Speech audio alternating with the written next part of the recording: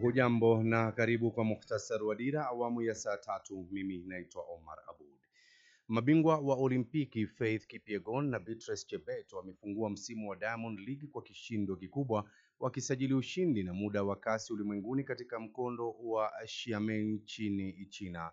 Chebet alitimka mita 2000 za mwisho akishinda mbio za mita 5000 kwa muda wa dakika 14 sekundi 27.12, akifuatwa na Agadafu Tsegai aliyewaongoza wa Ethiopia kuchukua nafasi za pili hadi ya 7. Bingwa mara 3 wa Olimpiki katika mbio za 1500 alikosa kuvunja rekodi ya dunia ya mita 1000 kwa mara ya 3, akikata utepe kwa dakika 2 sekundi 29.21, ukiwa ni muda wa kasi duniani.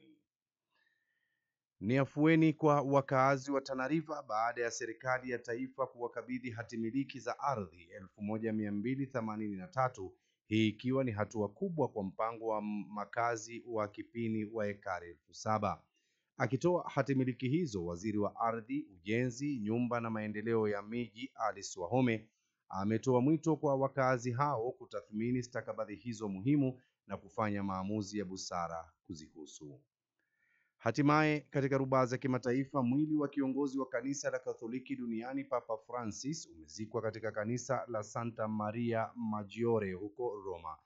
Katika taarifa, Vatican imesema sanduku lililobeba mabaki ya mwili wa Papa Francis limezikwa katika kanisa la Basilica la Santa Maria Maggiore katikati ya Roma.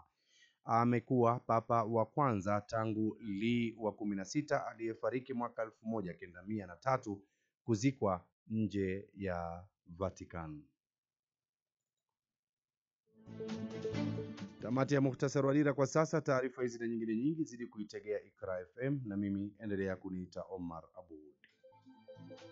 Kwa habari zaidi na matukio, endelea kutegea Iqra FM 95.0 au tupate mtandaoni moja kwa moja kwenye tovuti ya www